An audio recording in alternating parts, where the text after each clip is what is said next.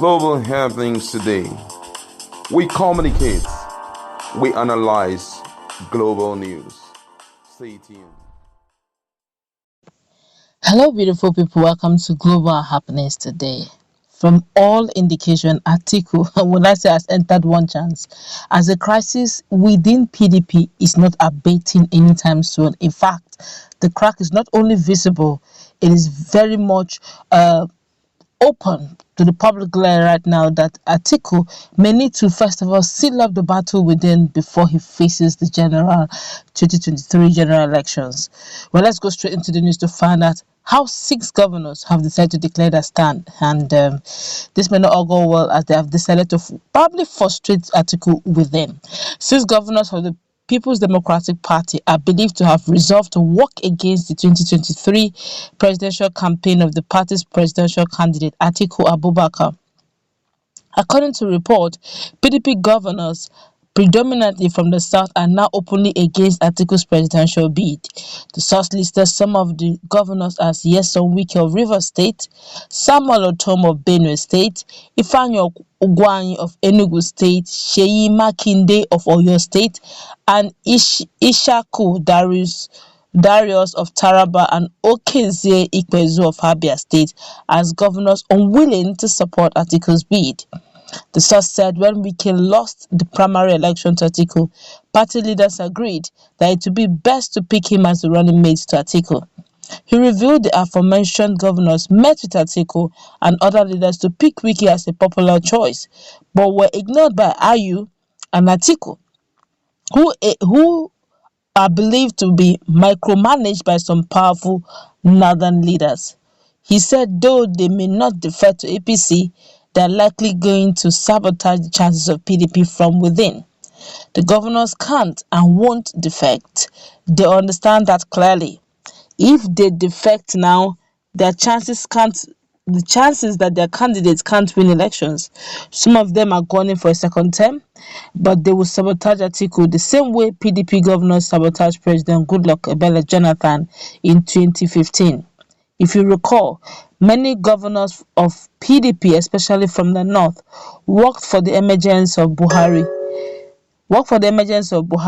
They didn't leave PDP, but they sabotaged it from within. That's what may play out in the case of Atiku. There is a general consensus from southern leaders that power should return to the region, and many PDP governors are close friends of the presidential candidate of APC, Bola Ahmed Tinubu. They will work for him. If that happens, hold Atiku and Ayu responsible, the angry source further revealed. Currently, Wike and Ekpezu are in Turkey on their annual vacation, and to quickly debunk what was making rounds some few days back, where Ibokwe was very bold to tell all Nigerians that care to listen that right now Wike have moved from Turkey to France, and they are in private talks with his leader Asiwaju Bola Ahmed Tinubu over some sort of defection. It is still Wike, it's still Wike of Rivers.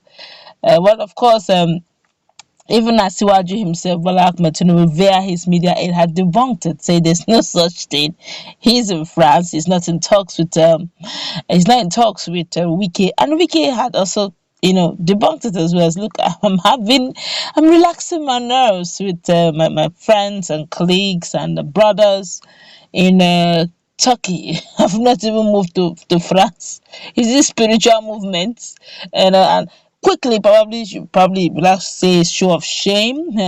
Probably it's a case of propaganda gone wrong. I wouldn't know, but Ibokwe quickly deleted the tweet. He generated the tweet. Only him too deleted it. Too bad though. But of course, Nigerians are wondering what's going on. Of course, this will look like a free ride. From what Nigerians are even pundits are talking generally. If you watch, nobody's articulating. Notice. It's either you're hearing majorly right now, the person who's making the rave of the moment is obedient. That's Peter Obi. apart from Peter Obi, the next general person coming very close is Bola Ahmed Tinubu. Don't forget, we have not started full-blown campaign, so Bola have not come with his, hey, the man. Some call him a Bulon van man. I don't know why they call him that, but I know him as Asiwaju Bola Ahmed Tinubu, aka Jagaban, Eko Onibaje. Whenever it comes to that, that's what you get to hear from him, or from those who love him passionately. But be that as it may, from all indication, by default, Atiku have actually removed himself from the contention, because if they sabotage you within, clearly shows that you don't have hope. Whatever plans you make, they will probably give it out to the opponent. And don't forget, these are citizen governors. If they try to give the presidential, and they're also close friends to Bola Ahmed Tinubu, so hey, everything is possible. I don't need to decamp. I will show you Pepe. Technically speaking, this is quite painful. When I watched how Wike would have won, in the primaries of PDP, it was you could say it, that Wike have done his underground work very well. To make it very interesting is the fact that cut across board, everyone knows that this is the turn of the South, and then all of a sudden PDP came with that, and that's another error. National chairman, Northerner. Presidential candidate, Northerner. Okay, so PDP now is a northern state, is a northern party. Come on. A PDP that mostly is predominantly given to by southern governors, southern politicians, is now northern, is being hijacked technically by northerners. It doesn't speak well. A lot of people believe that, okay, it should be zones to south, but for whatever reasons they made it open. Okay, so then along the line, something sinister happened. A lot of people were surprised. Everybody believed that Tambuwa is the weakest 5 and 6, but I don't know the reason why Tambuwa did what he did, but he believed that and maybe that Wike is not sellable to the north, doesn't have the wherewithal and the pedigree to become the president. I wonder why, though. He has his personal reasons. He gave out some of the reasons anyway, that do you want to win? Are you going to vote on emotions and all that? So we can look at it, okay, fine. Even after he lost, some of the committee felt like, okay, Wike has an aggressive drive. It would have been best to use Wike as your vice, but alas, it was Okowa that made the day. And Wike was like, moi me goat, as in me we have species of goats, we are all goats, but you give me me as a local name. But my colleague that's also a goat, you now give her goat, meaning that he's more tush than me, is more valuable than me, but we have the same pedigree. I am good to be a campaign manager, I'm good to go and win vote, but I don't have benefit. So when they finish, you now say, okay, for winning vote, you can take this okay, you just become Minister of Finance. It doesn't work that way.